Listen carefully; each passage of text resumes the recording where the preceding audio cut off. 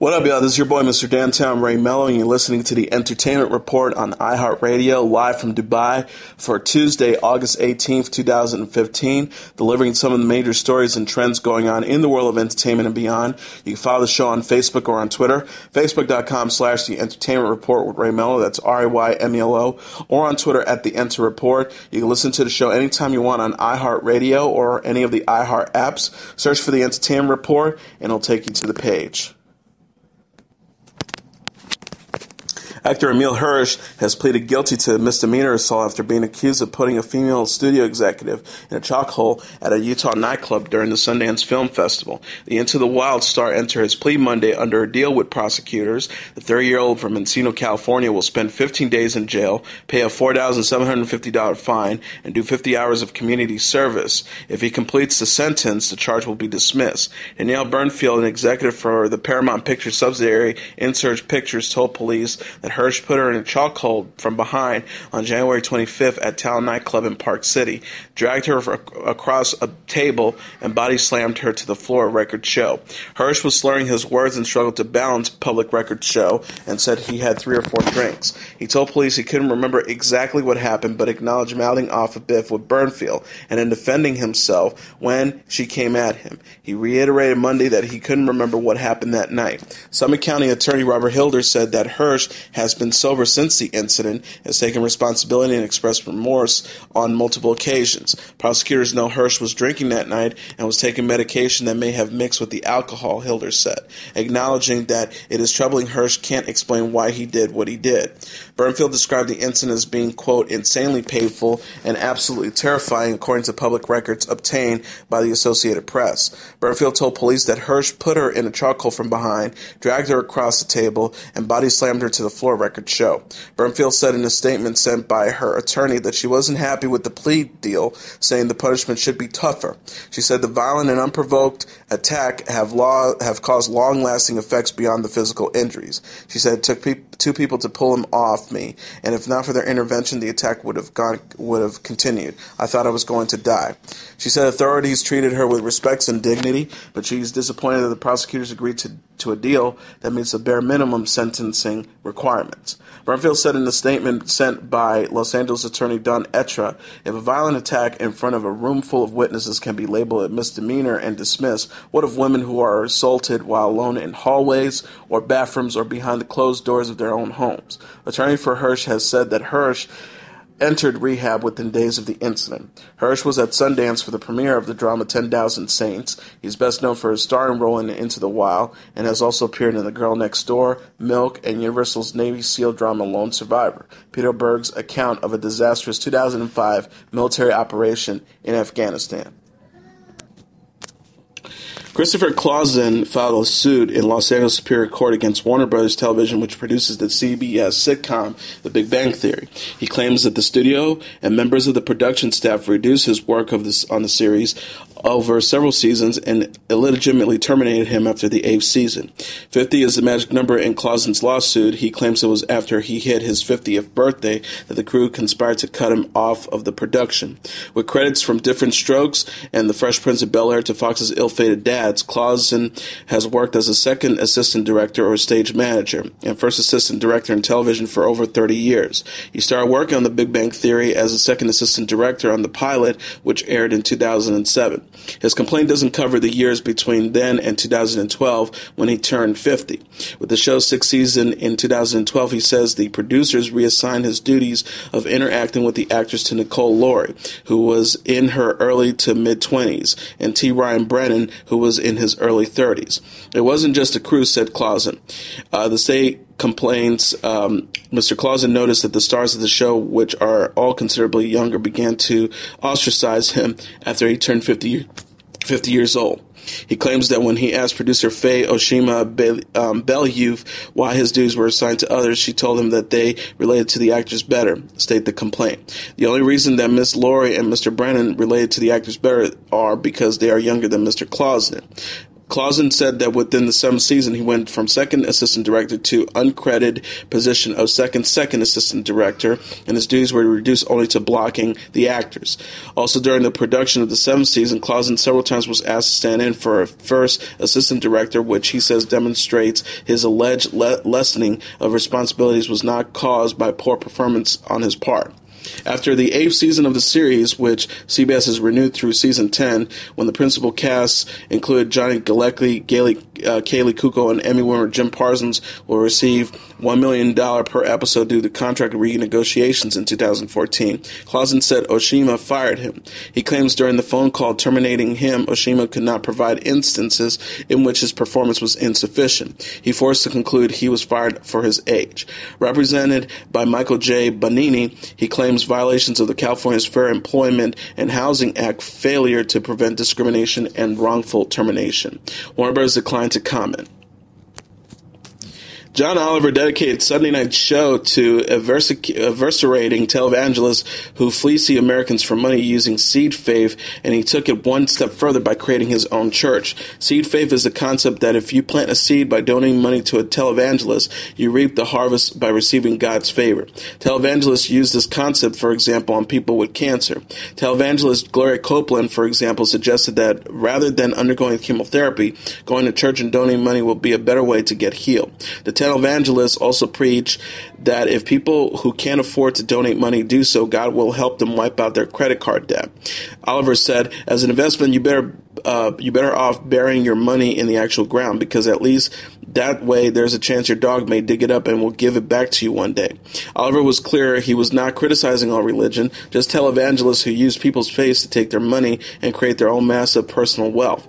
He spotlighted televangelists who have multi-million-dollar jets that they often use for personal use. Kenneth Copeland called the jet a preaching machine and then used it to go hunting with his son. Oliver referred to him as the reverse Noah, killing animals 2 by 2. For several months, Oliver has corresponded with televangelist Robert Tilton's church to find out what happens when one donates money to him. Oliver says it's like having a pen pal who's in deep with some loan sharks, revealing how the process worked. He was asked to send money in various ways, once told to put a $1 bill the church sent him in the Bible and then sent it back with $49. Oliver kept the dollar bill in protest. In order to test the legal limits of what religious entities are allowed to do, Oliver set up his own church called Our Lady of Perpetual Exemption. He hired a lawyer to help him navigate the loose IRS requirements, and Rachel Dratch served as his televangelist wife for a promo video asking people to donate money. He even provided a toll-free phone number at the bottom of the screen and requested viewers call in to donate money. The Hollywood Reporter called the 1-800-THIS-IS-LEGAL phone number set up by Oliver. Callers are greeted with the recording of Oliver asked them to send money to a P.O. box in New York. Oliver says, if you send us money, you'll be greeted by many miracles, before giving a disclaimer to the miracles. He says, get off the phone and find someone who is willing to give me money, repeatedly shouting at the callers to send money or risk God's wrath. His website for Our Lady of Perpetual Exemption describes it as a tax-exempt organization that you certainly can't say is not a church. He says he is, quote, dedicating to collecting copious donations and all matters of divine blessings, but mainly the donations. The Real Housewives of Atlanta is eyeing an addition of a transgender cast member to fill the large shoes of Nene Leakes, who quit the show in June. Model Amaya Scott is in talks to join the cast of the Bravo reality show. An insider with the knowledge of the talks told the Wrap Monday. Born author Amaya Scott has openly talked about her transition on social media and described herself as a transgender model, makeup guru, weave specialist, and unicorn with an invisible horn in her Twitter profile. She also has her own website where she offers makeup advice to followers. Now 27, Scott reportedly began her transition when she was 17. Leakes, a fan favorite and original cast member, left the show after 8 years and countless dramatic catfights. She has since joined ABC's variety series To Tell the Truth alongside Betty White and show host Anthony Anderson. Last week, BBC America's Doctor Who announced that it was adding the first transgender cast member in the British sci-fi series 52-Year History, comedian Bethany Black, who will play a non-transgender character. Facts of Life actress Kim Fields is also reportedly joining Real Housewives of Atlanta when it returns for Season 8. Bravo did not immediately respond to the Rap's request for comment. TMZ was the first to report the news. Kathy Lee Gifford returned to the Today Show on Monday for the first time since her husband Frank Gifford's death. Kathy opened the show with an emotional tribute by saying, "The Lord giveth and the Lord taketh away." She wanted to thank friends and family for their support and share memories of her late husband. She says, "My children have been extraordinary. They have been a blessing to me. You've been a blessing to me. Hold up, my entire family here. All of you out there watching, we have felt your prayers. We're so grateful." During the segment, the TV personality explained that because her husband grew up poor during the Great Depression, he wasn't one of taking things for granted. She said, "He was so grateful. He knew what hard work was. He never had an entitled moment in his life, and we will miss him so much. We keep expecting him to come around the corner. I expect him to go, 'What time is church?'" The emotional tribute ended with a hug and a kiss from Gifford's co-host Hoda Kotb, and a box of tissues was dropped onto the set. Frank, an NFL Hall of Famer and former Monday Night Football sportscaster, died on August 9th of natural causes in his Connecticut home. The couple married in 1986 and have 2 children together in addition to Frank's 3 children from a previous marriage. Jon Stewart is going from wrestling with hot-button issues to actual wrestling. The former Daily Show anchor has been named the host of WWE's upcoming SummerSlam pay-per-view, the company announced Monday. Stewart, a longtime WWE fan, appeared earlier this year in a storyline in which he feuded with World Heavyweight Champion Seth Rollins. After Stewart's taunted Rollins in an online video, Rollins appeared on The Daily Show, where he challenged Stewart to appear on Monday Night Raw to settle their score. Stewart accepted the challenge, delivering a low blow to Rollins after being backed into a corner. Stewart left The Daily Show on August 6. During his tenure, he welcomed an array of high-profile guests, including President Barack Obama, former President Bill Clinton, Clint Eastwood, Halle Berry, Ben Affleck, John Bon Jovi, Bruce Springsteen, Derek Jeter, Shaquille O'Neal, Bill Gates, and many more. Stewart is the latest celebrity to get involved in the WWE pay-per-view. Arrow star Stephen Amell attended a taping of Raw last week where he was attacked by WWE superstar Stardust. Following the incident, Melo and pro wrestler Neville, who was also attacked by Stardust, demanded that WWE executive Triple H allow them both to seek revenge. Triple H eventually relented, saying that Melo and Neville would face off against Stardust and Kim Barrett in a tag team match at SummerSlam. This year's SummerSlam has been extended to a 4-hour broadcast plus 1-hour pre-show, beginning at 6 p.m. ET on WWE Network. The event will also feature a rematch between wrestling legend The Undertaker and Brock Lesnar, who famously ended The Undertaker's undefeated streak at WrestleMania in 2014. Oscar winner Jennifer Hudson is in discussions to play Aretha Franklin in a biopic that Strata Compton producer Scott Bernstein developed under his SMB Films banner. An individual familiar with the project has told The Wrap. Hudson has not been officially cast as there is no deal in place, but a representative for the Dreamgirls star has acknowledged that conversations have been taking place. The untitled Aretha Franklin project, which has been in the works for several years, will chronicle the Respect singer's rise to fame in the 1960s and 70s and delve into her relationship with her abusive ex-husband, Ted White. Franklin is one of the top-selling female musicians of all time, having sold more than 75 million records worldwide that won her 18 Grammy Awards. She was also the first woman inducted into the Rock and Roll Hall of Fame. Franklin told Billboard in June 2014, "The singing is certainly going to be a very, very integral and important part of it." She also told Glamour in October 2012 that accuracy is of paramount importance to her, saying, quote, "Let's present the facts and be as creative as possible with them." Bernstein, who did not immediately respond to a request for comment, is coming off the rousing success of Straight Outta Compton, which grossed $60.2 million at the domestic box office its opening weekend. The gritty drama told the story of NWA and its members Ice Cube, Dr. Dre, and the late Eazy-E. In a related story, the record-breaking $60.2 million debut of NWA's biopic Straight Outta Compton, the best opening ever for a musical biopic or an R-rated movie in August, appears to have surprised movie theaters owners as well as box office analysts who are looking to increase the bookings for the film in its second weekend. Nicholas Carpru told The Wrap, "I don't think we have any problems adding a few hundred theaters. With the projections for the opening under by at least $25 million, many exhibitors limited the number of runs for the film to keep it to the location count to 2,757. That's roughly 1,000 fewer theaters than played Mission Impossible: Rogue Nation, The Man from U.N.C.L.E., and Fantastic Four, which led to an eye-popping $22,158 per location average for Straight Outta Compton that was more than 4 times that of its rivals. That sort of outsized demands anything over $6,000 per screen is considered strong for a wide release, suggests that Straight Outta Compton may have opened even bigger than it did, and that it has a lot of life left in it. In its opening weekend, director F. Gary Gray's $29 million production played more broadly than expected with audiences. Women, for example, represented 52% of the Straight Outta Compton crowd, higher than expected since NWA appealed primarily to young men in its heyday. In addition, 51% of the attendees were under the age of 30, meaning that the film attracted kids who were under 10 when Ice Cube, Dr. Dre, Eazy-E, MC Yella, and MC Ren were telling the fan base to F the police. Karpuz said what that speaks to most of all is the quality of the film itself. You look at the reviews and the A Cinema score, and clearly this movie resonates beyond the group's fan base. And for that, you take your hats off to F. Gary Gray, producer Ice Cube, and the whole cast, he said. As expected, Straight Outta Compton did better in parts of the country where African Americans made up the highest percentage of the overall population. But African Americans made up just 46% of the crowd, with 23% Caucasian, 21% Hispanic, and 4% Asian. The largest turnout came from theaters on the West Coast and in the Los Angeles area in particular, but the studio said on Monday. An Atlanta theater was number 1, but 9 out of the top highest grossing locations for the films were in Southern California, where the film was set and filmed. Since there were no major incidents reported at the screenings of the film, the extra manpower that LA area law enforcement assigned to theaters showing Straight Outta Compton appeared to have paid off, though critics might argue that it showed the extra security was unnecessary.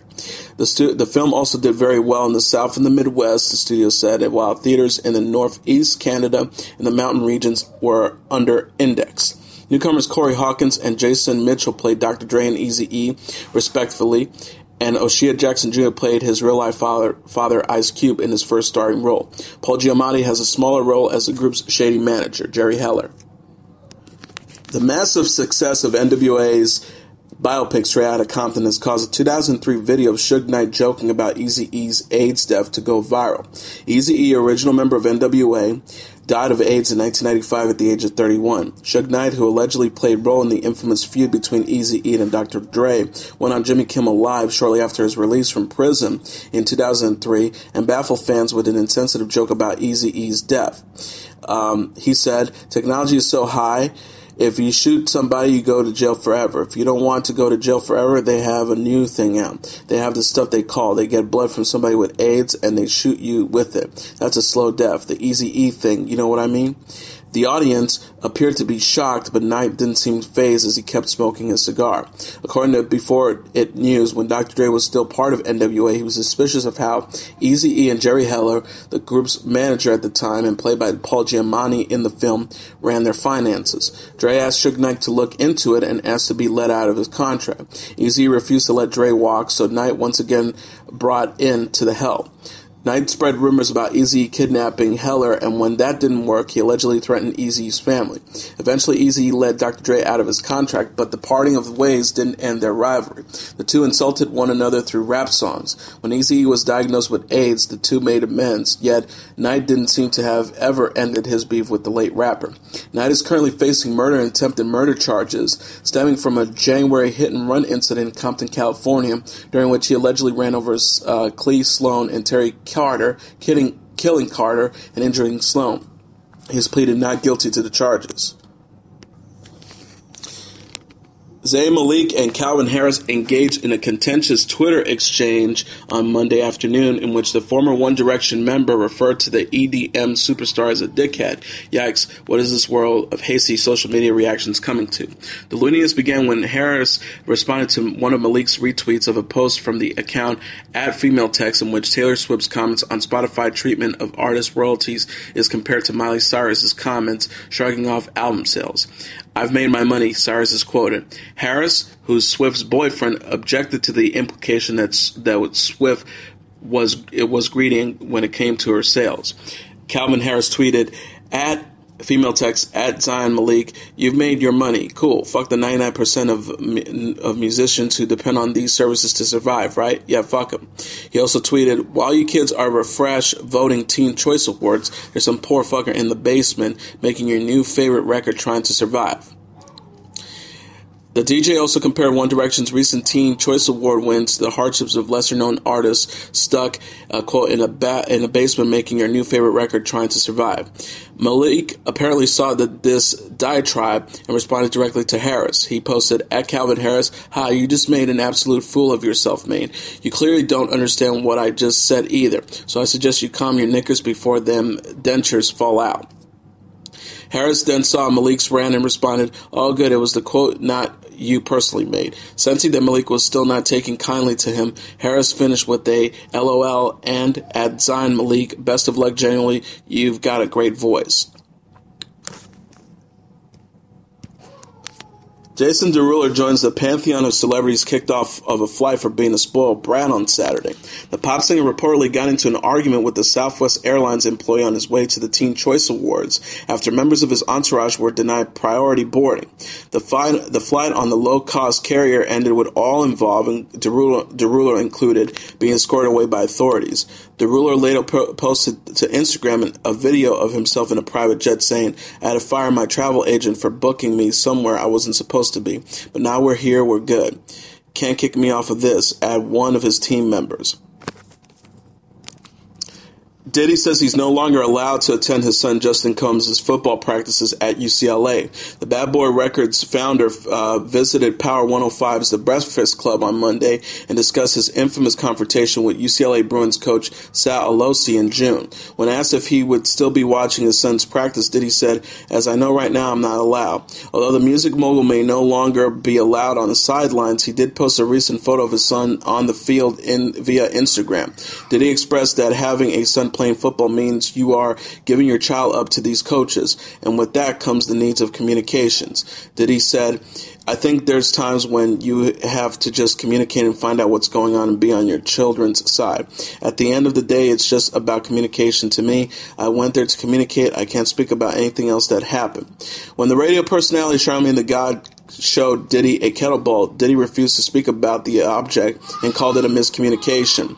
He remained vague on the specifics behind the incident, but expressed that as a father, he felt the need to stand up for his son. Diddy added, you have to be there for your kids 110%. As a father or a mother, anybody can relate to if you feel like you have to go and train something out for your child. Diddy also discussed his fall at the BET Awards and his rumored altercation with Drake outside a Miami nightclub last year. He lauded the artist as his favorite rapper.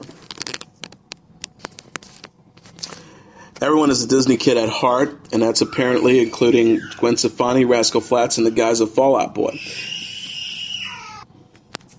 They joined Neo, Jessie J, Ariana Grande, Jason Derulo, Casey Musgraves, Tori Kelly, and more on a new compilation album called We Love Disney. The company announced at its D23rd convention over the weekend. Produced by David Foster, the album, which includes the stars' renditions of the songs from The Little Mermaid, Hercules, The Lion King, Pocahontas, and Frozen, is due out October 30th via Verve Records and Walt Disney Records, and is now available for pre-order. And now let's look back at what happened on this date in entertainment history. On this date in 1979, Chic's Good Times hits number 1 on the U.S. pop charts. In the final decade and years of the disco era, the group Chic reached the highest of their popularity just as their music niche was about to disappear. They were fresh, they were sexy, they were massively successful, and while the death of disco brought their recording career to a premature end, what distinguished Chic from the many groups that suffered a similar fate was the enormous influence they would have on the sounds rushed in to take disco's place, including, perhaps surprisingly, rap. The greatest example of that influence relates to the historic importance of their second number 1 hit, Good Times, which topped the Billboard Hot 100 on this date in 1979. The brains behind Chic were Nile Rodgers and Bernard Edwards, the talented performers, songwriters, and producers who found the group in 1976. As the name would imply, and the album covers made it clear, Chic was very much interested in image, but it was their R&B influenced sound that really struck a chord with disco crowds and record buyers who made Le Freak the group's first number 1 hit, in December 1978. Chic's second chart topper was just as popular on the radio and on the dance floors in the summer of 1979, but the real impact of Good Times would come after it dropped from the charts entirely. In autumn of 1979, an inspiring music industry entrepreneur named Sylvia Robinson decided that the underground club phenomenon known as rapping might just be worthy of commercial exploitation. Using the distinctive bass hook and the long instrumental breaks of Good Times as a backing track, the group that Robinson cobbled together, called the Sugar Hill Gang, turned Chic's disco smash into Rapper's Delight, the first hit record in the history of hip-hop. While creating the foundation of hip-hop's first pop hit may be Chic's most historically significant contribution to pop music, Rodgers and Edwards continued to exert an influence on pop as prominent producers well after Chic's heyday.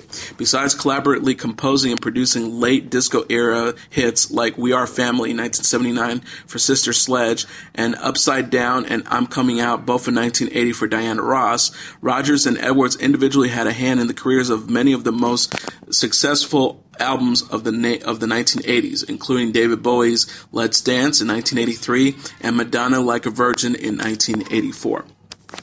And that is your entertainment report for Tuesday, August 18th, 2015. I'm your host, Mr. Downtown Ray Melo. I'll be back tomorrow to deliver some of the major stories and trends going on in the world of entertainment and beyond. You can follow the show on Facebook or on Twitter. Facebook.com/The Entertainment Report with Ray Melo. That's RAYMELO. Or on Twitter @The Enter Report. You can listen to this episode or any previous episodes of the Entertainment Report on iHeartRadio anytime you want, or on any iHeartRadio apps. Just search for the Entertainment Report and it'll take you to the page. Good night, and God bless you all.